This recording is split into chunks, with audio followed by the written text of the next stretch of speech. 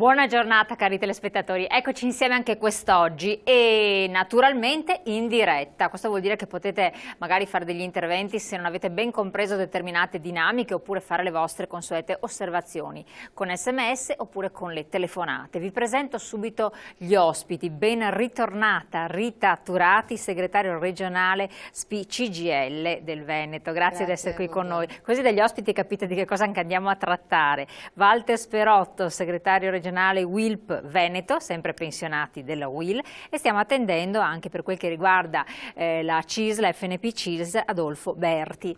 Il tema è questo, ne abbiamo parlato più volte, anche ieri l'abbiamo affrontato, è importantissimo. Purtroppo ci sono stati, come anche in altri settori, nella sanità, nel sociale, quindi il mondo degli anziani, dei tagli drastici, tagli orizzontali, tagli che hanno portato e comporteranno delle ripercussioni anche molto gravi nei servizi che possono essere dati ai cittadini. I pensionati, molti hanno avuto il blocco delle pensioni da tantissimo tempo, come giustamente alcuni hanno osservato. Non è vero che c'è stato dall'ultimo anno ma da molto prima, verissimo, e con questo potete anche eventualmente approfondire questo tema con i nostri ospiti. Fatto sta che comunque le difficoltà sono tante. I sindacati a livello unitario, come vi avevamo detto, hanno fatto una manifestazione molto importante il 6 febbraio per ottenere che cosa? Per smuovere che cosa? Soprattutto per dare quali tipi di segnali. Adesso cerchiamo di capirlo, perché restare nel silenzio, inattivi, senza alcun tipo di reazione, ben poco serve, soprattutto in questo periodo di fermenti e di tante promesse. Poi vedremo quante saranno in grado di mantenerle. E allora, Rita Turati, incominciamo, diamo precedenza alle signore, vediamo di capire questa manifestazione di cui peraltro stiamo vedendo anche le immagini adesso, in un momento anche molto importante e significativo. Sostanzialmente vi siete ritrovati, avete deciso di fare questo incontro unitario, il che è molto importante, quindi i tre principali sindacati, al fine di dire che cosa? O urlare che cosa? Vediamo un po' anche i termini. Sì, i temi erano sostanzialmente due. Uno che diciamo è il tema principe, e cioè il fatto che noi come sindacato dei pensionati del Veneto, attraverso manifestazioni, perché nessuno ci ha regalato mai niente, nel 2009 abbiamo ottenuto una legge importantissima per gli anziani e per i non autosufficienti, che è la legge regionale appunto per la non autosufficienza. Da allora sono incominciate una serie di incontri con la giunta regionale, che però non hanno portato assolutamente a nulla. Quindi, ecco, noi qua, tra l'altro, siccome i nostri telespettatori hanno una memoria lunga, lo sappiamo bene, ricordavamo un incontro che c'era stato anche promesso in occasione di una trasmissione con... C'era stata, sì, esatto. In cui c'era qualcuno della quinta commissione. Appunto, alcuni incontri ci sono stati di carattere tecnico, in alcune occasioni c'è stato anche l'assessore Sernagiotto, però di fatto questi incontri non hanno portato assolutamente nulla. Anzi, e questo è la prima, diciamo, il primo motivo più grosso e di sostanza che ci ha fatto reagire, no? 4 anni in cui quella legge è rimasta sostanzialmente scatola vuota dal punto di vista dei servizi erogati, perché dovevano essere aumentati, riorganizzati eccetera, dal punto di vista dei finanziamenti. Ma che cosa è successo? E questo era il secondo motivo per cui noi abbiamo deciso unitariamente di fare questa iniziativa pubblica di reazione, di contrasto rispetto alle scelte della Regione. È successo che mentre noi eravamo a confrontarci tecnicamente con la Regione, questa ha deciso alla vigilia di Natale, senza dire niente a nessuno, a tavoli aperti, di tagliare 126 milioni di euro legati prevalentemente al Fondo regionale per l'autosufficienza. Quindi becchi e bastonati, come si suol dire, no? A questo punto abbiamo deciso, per l'appunto ci siamo sentiti, confrontati con i nostri iscritti, eccetera, di fare un'iniziativa per dire adesso basta, noi questo è un bluff, ci siamo sentiti presi in giro, incominciamo a reagire, a parlare pubblicamente con la popolazione, con i media e così via, e vediamo per rendersi se conto c'è di che una cosa vuol reazione. dire, perché voi addetti ai lavori, tra virgolette, sapete bene di che cosa si tratta, siete aggiornati, giustamente voi dite sempre tardi, però certe notizie le avete. Chi chi ci ascolta riceve le conseguenze, cioè non sa che cosa sta succedendo e vede soltanto che certe prestazioni non vengono erogate o vengono erogate con maggior difficoltà, che ci sono tanti problemi, ma non capisce a monte qual è il vero e proprio problema. E quindi questo è molto grave, tra l'altro, andando a livello pratico. Vado sempre io? Sì, dopo passiamo la parola per quanto riguarda.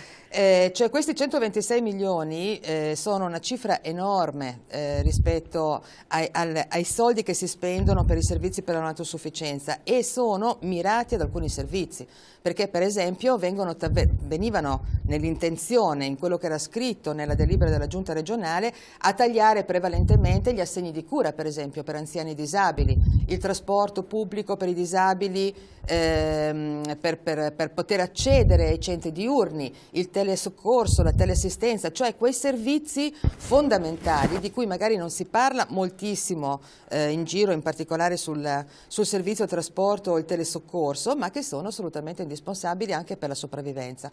Quindi un taglio secco sui servizi. C'è stata una prima reazione da parte nostra, non solo nostra ma anche delle associazioni dei disabili, del movimento handicap e così via, per cui la Giunta ha reagito dicendo sospendiamo fino invece di partire questi tagli ai servizi dal 1° gennaio del 2013, sospendiamo temporaneamente fino al 31 di marzo di quest'anno. Noi l'abbiamo interpretata appunto come un bluff, perché intanto bypassiamo le elezioni politiche e poi vedremo. Quindi noi abbiamo reagito. Perfetto, è 31 marzo, intanto ci ha raggiunto, come avevo preannunciato, anche Adolfo Berti, ben arrivato qui con noi. Grazie, segretario, ben ritornato, segretario regionale FNP CISL. Allora, tanto parliamo anche alla UILP, 31, questa data, perché questa sospensione? Hanno preso paura, è strategico per quel che riguarda le elezioni e quindi qualche decisione da parte del governo centrale di Roma, qualche provvedimento, che cosa sta a significare secondo voi? Come l'avete interpretata? Beh, parecchi significati. Intanto sicuramente il traslare il tempo dall'inizio di febbraio al 31 di marzo significa bypassare le elezioni politiche, però poi dopo contemporaneamente c'è la vicinanza delle elezioni locali, comunali e via dicendo, per cui molto probabilmente slitterà anche la data del 31 marzo perché, come dire, siamo sempre in prossimità delle elezioni. E nel frattempo cosa succede? Nel frattempo non succede nulla, se non il fatto che ci sono due elementi: il forte indebitamento da una parte della sanità, dall'altra parte il governo ha stanziato alla Regione Veneto per la non autosufficienza 21 milioni e rotti, e per il sociale ne ha varati altrettanti, quasi 22. Già si sussurra il fatto che questi 43 milioni siano in qualche modo assorbiti dal buco della sanità, anziché essere orientati ai fini del sociale e ai fini della non autosufficienza, sembra. Allora questo è un primo problema. Secondo problema, sicuramente quei tagli danno un segnale, cioè sostanzialmente un segnale che lo Stato sociale si ritira sempre di più nei confronti dei cittadini e si ritrae, cosa che sta succedendo da molto tempo anche in Europa, ma in modo particolare in Italia.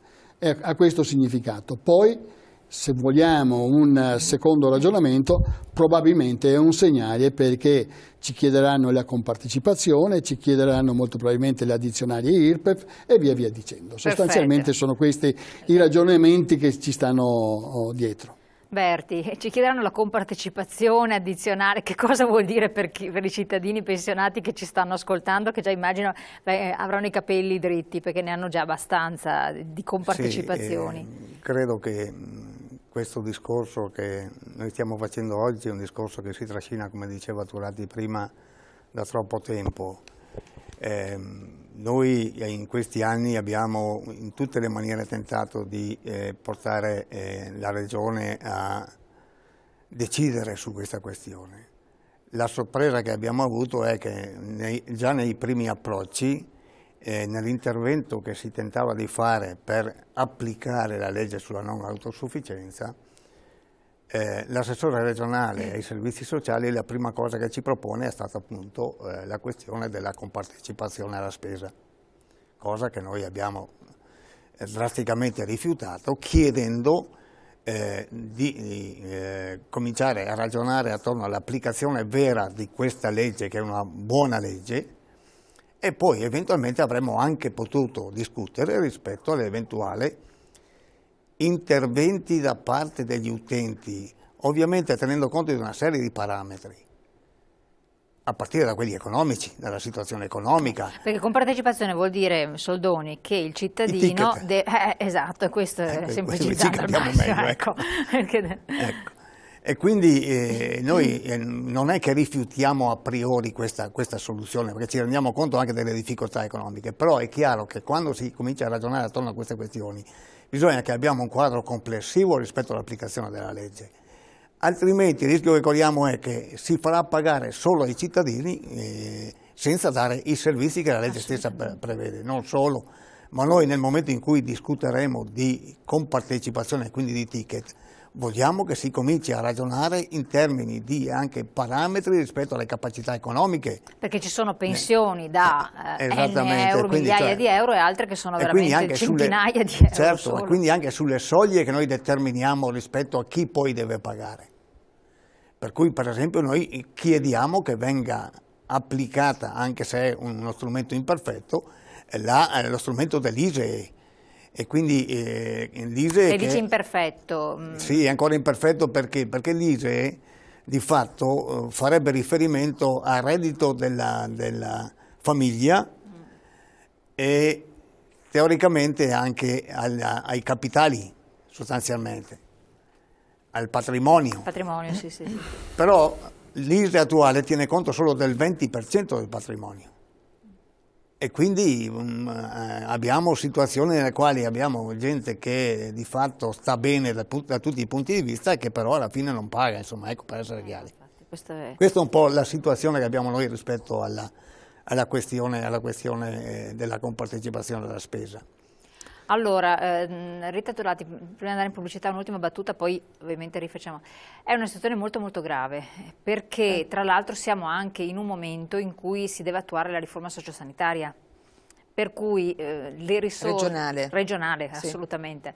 Per cui sono necessarie risorse sul territorio, devono essere in qualche modo organizzate bene, e non dare certi servizi dà un messaggio in cui la territorialità sembra non poter funzionare, perché se devo compartecipare, o queste sono le prospettive, e se c'è questa riforma che mi attribuisce sempre più competenza a territorio, ma territorio non ha soldi, insomma, alla fine chi ne ha bisogno sono sempre i soliti noti.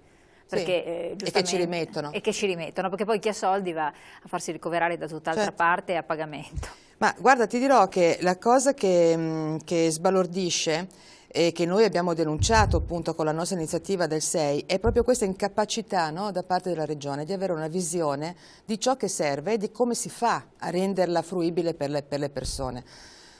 Perché ha fatto questa, come la chiama lei, riforma sociosanitaria regionale, che è il piano sociosanitario regionale, che dal punto di vista dei titoli è perfetto, dice meno soldi agli ospedali, più soldi al territorio, diamo più servizi al territorio perché sono cambiate le esigenze delle persone, gli anziani, la cronicità, mettiamo insieme i medici di medicina generale, ma per farlo dobbiamo incentivarlo perché serve l'infermiere, eccetera, eccetera. Una delle cose che ho scoperto, per esempio, recentemente, sempre leggendo i giornali, perché noi li impariamo così, questi tavoli no, di cui parlavamo prima, raccontano delle cose che sono le esigenze degli assessori, ma non ci dicono che cosa intanto la Giunta e i singoli assessorati decidono di fare.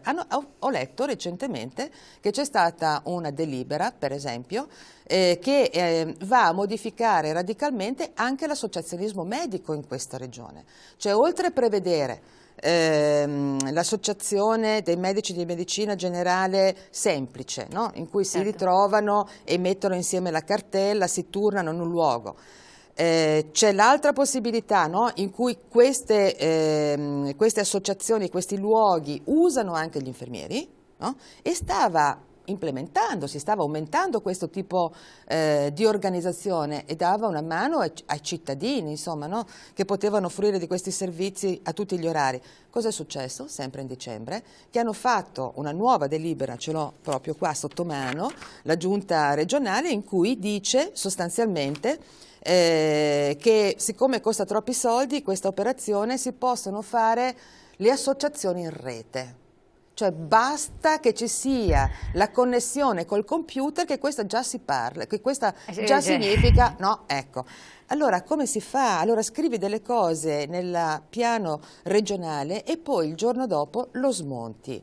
L'abbiamo detto tante volte, purtroppo la cosa che sta succedendo è che ci sono tagli a servizi fondamentali, non è vero che si sta investendo in questa riconversione territoriale dando i servizi che servono ai cittadini, in particolare appunto, non so, dall'assistenza domiciliare per esempio, no? All'associazionismo medico come dicevo prima.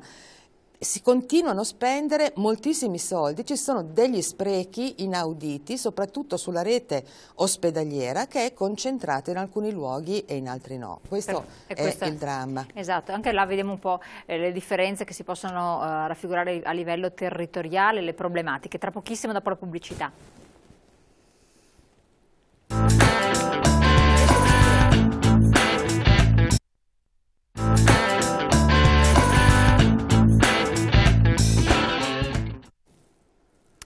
Sperotto, Wilp, partiamo con lei. Quindi a questo punto i cittadini dicono che cosa si può fare? C'è qualche speranza o veramente la situazione non c'è rimedio? Perché tagli e ripercussioni ci sono su vari settori, anche questo non è che sia veramente auspicabile. Sì, che percezione avete voi? No, la speranza, come dire, non ci può mancare, perché se non c'è speranza non si può, non si può agire. Non riduciamoci a questo. Ecco. No, la questione è questa, che dobbiamo prendere atto del fatto che le risorse sono scarse e che bisogna avere maggiore attenzione nell'utilizzo delle risorse. Ma quindi c'erano degli sprechi nei sociali? Sicuramente ci sono degli sprechi, ci sono delle inefficienze, c'è scarsa attenzione, c'è anche chi, come dire, in questo contesto fa pressioni per mantenere i propri privilegi, che, come dire, il cambiamento non lo sopporta, che tutte quante una serie di questioni che vanno a favore dei cittadini possono, come dire, in qualche modo inficiare le loro abitudini e le loro condizioni. Faccio un esempio perché ci capiamo. Esatto, cioè, sì. Questo tentativo costante di spostare la medicina sugli ospedali e trascurare la medicina sul territorio comporta per un non autosufficiente che, se dovesse seguire questa logica, il ricovero in ospedale costa 500 euro al giorno, mentre se come viene curato all'interno della propria famiglia il risparmio, come dire, no, è enorme.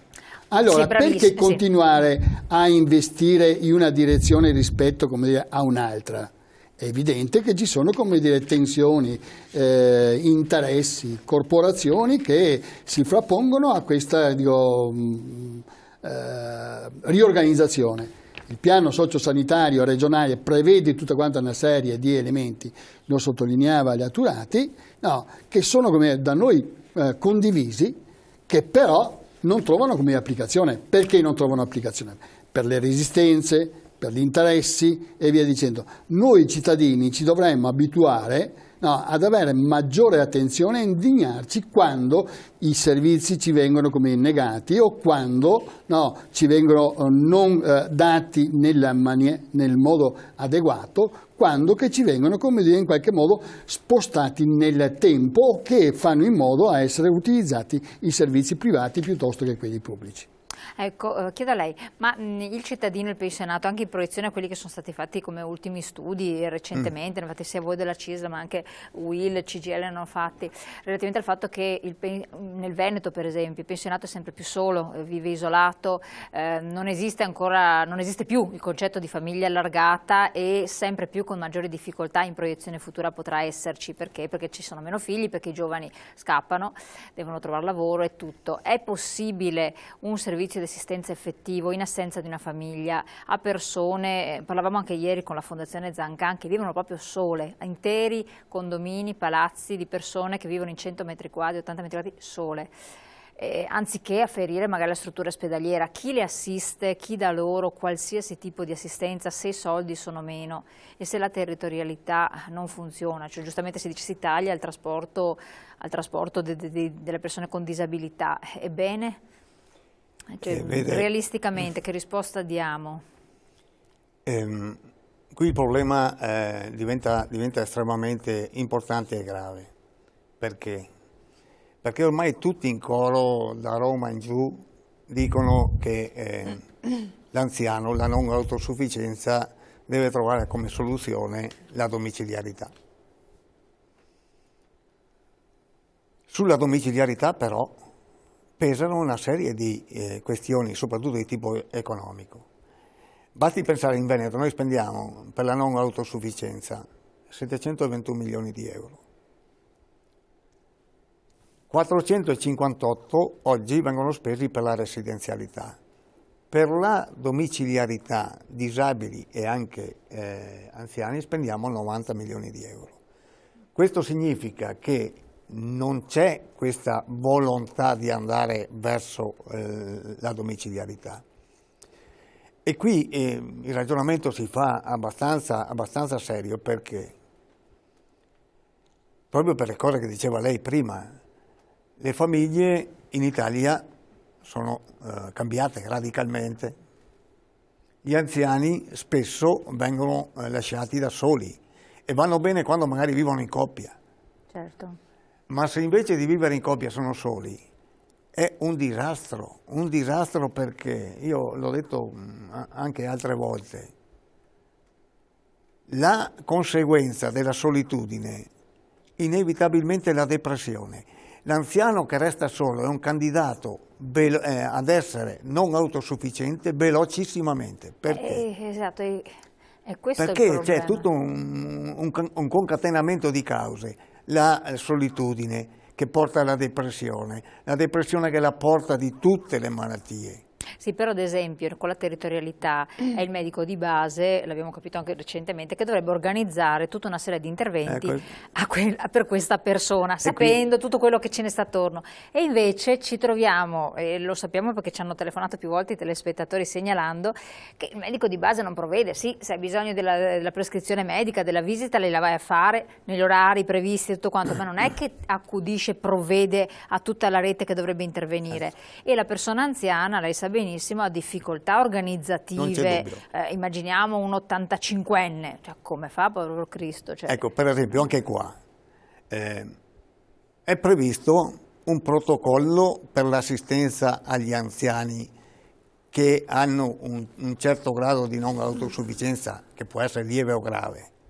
Questo protocollo prevede che ci sia una commissione che si chiama Unità di Valutazione Multidimensionale Distrettuale, che prende l'anziano, ne valuta la situazione e decide il percorso e quindi il tipo di assistenza che questo anziano deve avere, da parte, tenendo conto ovviamente della famiglia dove sta, quindi tenendo conto degli aspetti sociali, tenendo conto degli aspetti sanitari, tenendo conto del grado di invalidità che ha. E questo significa che il pubblico o le istituzioni, una volta che hanno tracciato questo percorso, lo devono in qualche maniera rispettare. E invece ci troviamo di fronte a situazioni che sono estremamente di una gravità. Insomma, parliamoci chiaro, quante volte capita che si trova un anziano morto da giorni? Esatto, infatti, lei l'ha detta brutalmente, è quello che dico. Questo è purtroppo, vuol dire che non c'è questa coscienza nei confronti degli anziani. Perfetto, quindi dovete agire in modo sinergico, perfetto, però incisivo.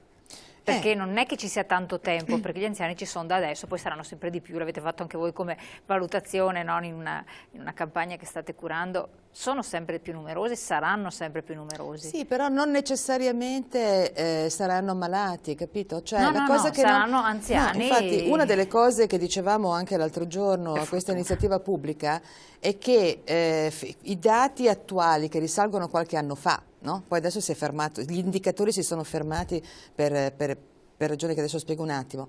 Gli anziani diventano non autosufficienti, sono diventati negli anni per effetto anche degli investimenti che si sono fatti tecnologici, perché ovviamente il reddito che in un qualche modo li ha sorretti nel corso degli anni, insomma li ha aiutati a stare di più nel mondo, a vivere fuori, eccetera, diventano non autosufficienti sempre più tardi, no? Per effetto appunto di queste parziali attenzioni che fino a qui, diciamo così, fino a 2 anni fa, mettiamolo in questo modo, si sono avute nei loro confronti, tant'è che c'è una fetta di pensiero, no? Scientifico che dice bisogna che noi continuiamo ad intervenire sulla prevenzione, cioè su rendere le città amiche degli anziani, su costruire una rete anche collegandoci, perché se il tema è la solitudine, collegandoci anche con il volontariato, perché serve molto il fatto che ci sia qualcuno che va in casa, legge, oppure in questi mega palazzi che dicevi, no? Dove ci sono questi grandi appartamenti in cui sono rimasti soli, trovare qualcuno che faccia animazione, che faccia socialità. Basterebbero pochi soldi per riuscire a mantenerli in salute e non farli cadere nella depressione, come si diceva. Magari potrebbe dare anche una mano a chi adesso è inoccupato. Ma per certamente, ma infatti il problema utile, è insomma, che bisogna riorganizzare, avere un minimo di cervello e leggere realmente com'è la realtà, guardare i servizi pubblici che ci sono, i volontari che ci sono e sono organizzati, metterli in rete e ascoltare la gente, ascoltare le persone, perché se minimamente si ascoltassero le persone, quelle sane e quelle non autosufficienti, ti direbbero di che cosa hanno bisogno e non necessariamente avrebbero bisogno, vorrebbero, diciamo, guardandosi in prospettiva, avrebbero voglia di andare nelle case di riposo. Anzi, la maggioranza ti dice no, vorrei, adesso sempre per esagerare, provare a morire nel mio letto perché ci sto meglio, no? Però dovrei avere una rete. Allora, insisto, questi 721 milioni di cui parlava Berti prima possono essere tanti, possono essere pochi, dipende da come li spendi. Se li spendi esclusivamente per le case di riposo, che ormai non ci va meno gente del passato, e non perché non se lo può anche permettere, perché non se lo possono permettere, ma perché si sono trasformate le case di riposo, perché là ci vai per morire, scusa, anche qua la brutalità. Hai capito? Perché si sono sostituite ad altre cose, non sono più quelle strutture per cui erano nate, in cui tu ci vai in caso di bisogno ma poi torni nel tuo domicilio, capito? Allora, siccome si sono trasformate, uno pensa vado là e non esco più, quindi vorrebbero degli interventi fatti nel proprio domicilio, attorno alla persona. Questa legge di cui noi tanto parliamo era questa l'intuizione di base, e l'altra grande intuizione di base che aveva e su cui, ripeto, con non tantissimi soldi ma riorganizzando si doveva lavorare, era l'integrazione, che è l'altra parolina magica. Ecco, esatto, integrazione, qua chiedo a lei, passo anche a lei la parola. Sostanzialmente è realizzabile, cioè c'è anche la volontà di farla, perché non è una cosa semplice. Beh, cioè più nelle parole che non nei fatti abbiamo visto. Allora, anche qua sì che è realizzabile, cioè, nel senso che noi abbiamo nel territorio veneto situazioni di eccellenza e abbiamo situazioni, come dire, di scarsa efficacia delle reti a protezione delle persone anziane. Ci sono dei territori, delle USL che hanno una rete efficiente, che hanno investito sul territorio, ci sono invece la gran parte delle USL che non hanno fatto questo tipo di operazione. Prima questione. Seconda questione, è del tutto quanto evidente che laddove non è stato fatto si ricorre maggiormente all'ospedale piuttosto che all'assistenza domiciliare. Il problema diventa, la Rita sottolineava parecchi elementi, però dobbiamo considerare alcuni dati. Il 20% degli anziani sono monofamiliari, cioè c'è un'unica persona che vive dentro a un'unica abitazione che è normalmente un anziano, cioè, per cui il 20% degli anziani è solo. Per cui noi non possiamo pensare che questi qua non avranno bisogno delle strutture protette delle case di riposo, nel momento in cui dovessero cascare nel... Dall'altra parte le reti familiari stanno diventando estremamente deboli. Perché? perché se il tasso di sostituzione, cioè le nascite, sono grosso modo dell'1,5%, quando che negli anni 60 erano 3,5%, è del tutto quanto evidente che la rete familiare da un punto di vista numerico diventa debole. Allora bisogna mettere in rete sia favorire la famiglia sapendo che quali responsabilità portano nei confronti degli anziani, ma dall'altra parte anche avere l'attenzione, come dire, che c'è un problema delle nascite, cioè sostanzialmente sono due problemi speculari, cioè l'anziano e la mancata, come dire, sostituzione giovanile è un problema, cioè è lo stesso tipo di problema. La società sostanzialmente tende a eliminare sia da una parte il problema della maternità e sia dall'altra parte, come dire, la persona anziana. Ma anche il problema centrale dei lavoratori che perdono il lavoro. Sì, le donne sono viste come una minaccia nel momento in cui dovessero immaginare la propria maternità. Cioè, qual è il luogo di lavoro che vede con favore il fatto che una donna incinta procrei, eccetera. No, io finora ho visto come al massimo tolleranza, cioè non ho visto predisposizione a questo.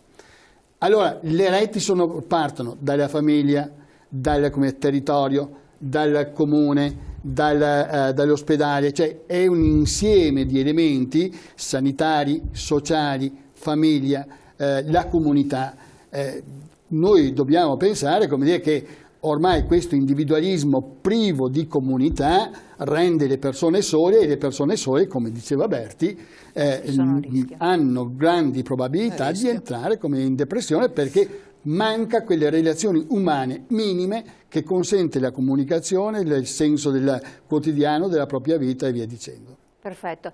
Tiriamo poi un po' le conclusioni di tutto questo, anche per vedere un po' che cosa ne è emerso da questa giornata del 6, quali sono le proposte e i successivi passi. Tra pochissimo, dopo la pubblicità.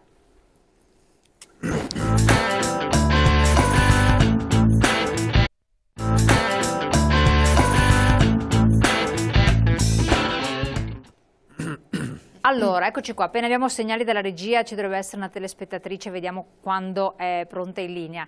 Intanto, Berti, tirando un po' le somme di questa giornata molto impegnativa però importante, per quel che vi riguarda, come continuerà l'approccio con l'istituzione?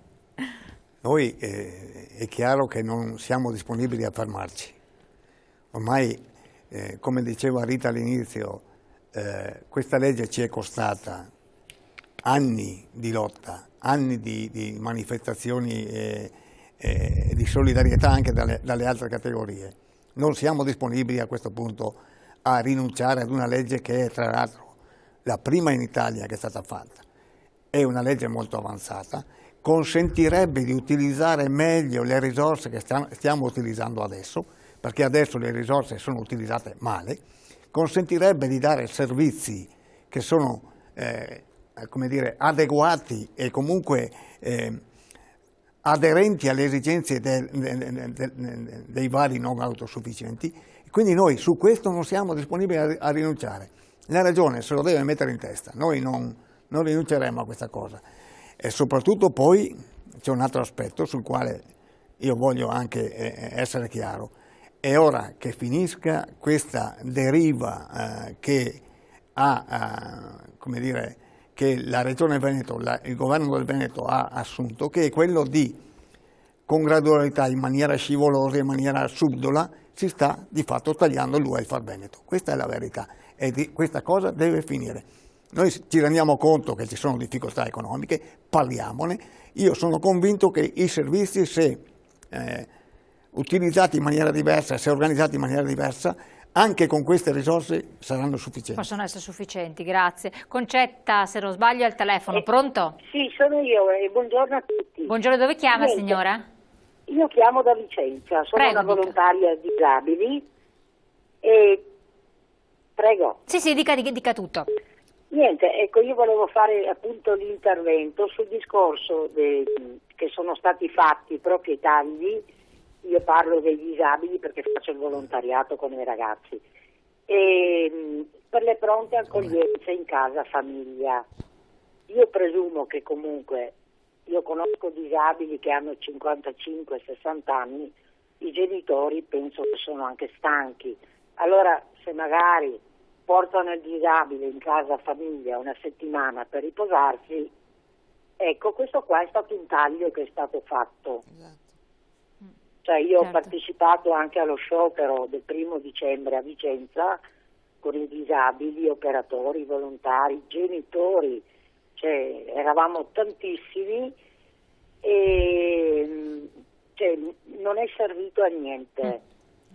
Siamo andati fuori dalla prefettura a fare un po' di confusione, fuori dal comune a fare un po' di confusione, eravamo 3.500 persone. Caspita. Siamo arrivati in Campo Marzio con 120 pulmini, ecco, cioè eravamo tanti, seguiti dalla polizia con il cordone, cioè tutto organizzato bene. Comunque praticamente non si è visto nessuno, Chiarissimo. non c'è stata nessuna Reazione. risposta. Grazie. Grazie signora Cioè, della io segnalazione. sinceramente rimango perché dico sempre, cioè non sono io la vera volontaria, mi dispiace che non ci sono più tanti volontari con i disabili, io dico sempre i veri volontari sono i disabili che mi sopportano, cioè proprio il discorso di tutte le attività che si fanno nei diurni, cioè dalla biodanza, balli di gruppo, teatro, cioè io ho imparato a fare teatro con loro. Bellissimo quello Perché che ha non detto. sapevo di poterlo fare, ecco. Boh. Certo. Grazie signora, grazie della sua testimonianza. Ha detto una cosa, Grazie a voi, comunque seguo la trasmissione. Grazie Buona signora, giornata. gentilissima, grazie. Ha detto una cosa bella tosta. Sì, Io tosta, sì. sono molto d'accordo con le cose che ha detto ovviamente la signora, perché è una conferma di ciò che stavamo sì. dicendo qua. E vorrei aggiungere questo a proposito della domanda anche che facevi prima a Berti, cioè come proseguire. Ecco, io penso che lì già il 6, e poi è emerso anche da oggi, c'è un giudizio da parte nostra sulla regione, sulla capacità di governo di questa regione, in particolare su questi temi, che è negativissimo, perché non solo in modo subdolo sta tagliando, ma appunto non sta nemmeno riorganizzando tutto il sistema. Ma Questo cosa è. pensate di fare? Se una manifestazione Aspetta, di infatti 3.000? stavo arrivando lì, nemmeno ascolta, perché non ascolta le organizzazioni sindacali, non ascolta le associazioni dei disabili come abbiamo appena sentito, tutte quelle persone iniziate a Vicenza, no? Queste iniziative che hanno portato in piazza i disabili, ma è proseguita, Anche a Venezia, poi, è proseguita se il non sbaglio. 25 gennaio a Venezia, che li ha portati sul ponte di Calatrava, c'è altre 5.000 persone lì che hanno riempito, cioè siamo in tanti. Allora io penso a questo punto, noi pensiamo, perché questo è il segnale che è uscito anche dall'iniziativa di Mestre, dal Palazzo Tognolo l'altro giorno come sindacato dei pensionati, che non siamo soli. Come riusciamo a riempire quel teatro lì, e siamo riusciti a riempirlo bene, Infatti abbiamo visto dalle immagini che c'era un bel po' potremmo di riempire gente. le piazze. E noi adesso vogliamo proseguire andando a parlare con le persone, ma non siamo soli, anche perché pensiamo tante cose insieme ad altri, e queste forze vanno unite, non bisogna che ognuno faccia il suo pezzo, la sua piccola reazione, perché in questo modo divisi è chiaro che poi decidono gli altri. Allora noi dobbiamo creare rete, la cosa che dicevate Adesso do la prima, parola infatti anche anche fra le alla Willy in chiusura. Un associazioni. attimo solo, abbiamo un'altra telefonata. Pronto? Pronto? Pronto, mi sente? Sì, da dove chiama? Sono qua da Chiampo. Prego? Pronto? Dica signora, dica. Sono da Chiampo, chiamo da Chiampo. Sì, da Chiampo, prego, dica tutto. Ecco, sempre sento in trasmissione, tante trasmissioni parlano di anziani, no? Sì. Come mai non ci vogliamo sti anziani con noi? Siamo dei figli, dovremmo tenerceli con noi. Lo so che ci sono delle istituzioni, ma perché si devono occupare istituzioni quando i nostri padri, le nostre madri, ci li dobbiamo tenere accanto? Io mia mamma non potrei mai abbandonarla, e nemmeno per le sue... Per cosa? Perché mi dareste i suoi soldi, io dovrei tenerla con me, vicino a me, no, Perché lei non mi ha abbandonata da piccola, io dovrei fare la stessa cosa con lei adesso. Certo. Dovrei avere cura di lei, così, per esempio, io dovrei fare tanti altri. Assolutamente. Lei signora di dov'è? È italiana? Diciamo che vengo da un altro paese, vengo da Romania. Mettiamo in conto che non tutti siamo uguali, perché ci sono anche... Assolutamente, no, ma è stato utile quello che lei ha detto. La ringrazio. No, Sì. senso, visto che quel signore con occhiali, che non mi ricordo come si chiama, ha fatto un po' una faccia, no, forse la penso un po' all'antica, però secondo me i genitori dovrebbero essere i genitori. Se non hanno dei figli, magari c'è qualche famiglia che li vuole bene. Però Sì. non Ho capito, quindi l'inserimento in famiglia non è semplice. Grazie signora del suo contributo, però è interessante quello che ha detto la signora, si capisce adesso, chiudiamo rapidamente, anche una cultura diversa. Se andiamo nel sud è lo stesso concetto, l'anziano in famiglia, come anche in altri paesi, in Oriente poi è così. Da noi c'è una cultura diversa, in Lombardia ancora più spinta verso un isolamento, quello che le diceva individualismo. Tornare indietro risulta anche difficile, perché in Europa ad esempio c'è anche un individualismo, Nord Europa ancora più spinto, per cui quello che dice la signora adesso sembra un po' utopico. No, vorrei... No? Proprio in chiusura rapidissimo. L'argomento di prima era diverso, cioè che metteva a fuoco la dinamica delle famiglie. Invece il dato interessante del Veneto è che oltre il 65% delle famiglie pensa che la persona non autosufficiente debba rimanere all'interno della propria famiglia e ha l'intenzione di mantenerlo all'interno della propria famiglia. Se riesce a farlo. Per cui un conto è ragionare in termini di prospettiva e di organizzazione sociale e di dinamiche della popolazione. Altra cosa è dire esattamente qual è il dato di oggi. Oggi la maggioranza dei veneti pensa sostanzialmente che la persona non autosufficiente debba rimanere al proprio interno e pensa di mantenerlo al proprio interno, dentro il nucleo familiare. Bisogna dare una mano che questo avvenga dove è possibile farlo. Esattamente, cioè il problema, se la mettiamo a fuoco insieme con l'altra domanda, è che manca l'effettivo sostegno e il sollievo alla famiglia quando il non autosufficiente rimane al proprio interno. Ha bisogno di sostegno della famiglia sostanzialmente. Quindi condividendo quanto ha detto la signora, però bisogna che ci sia comunque un aiuto anche di carattere economico, comunque di servizi pubblici, esatto, in qualche modo. Io ringrazio i nostri ospiti, se state qui con noi, quindi il sindacato CGIL, CISL, UIL dei pensionati, quindi FNP, poi SPI, CGIL, WILP per la loro partecipazione e naturalmente voi per averci seguito. Vi terremo aggiornati su quel che succederà e voi come sempre potete scriverci le vostre mail. Grazie.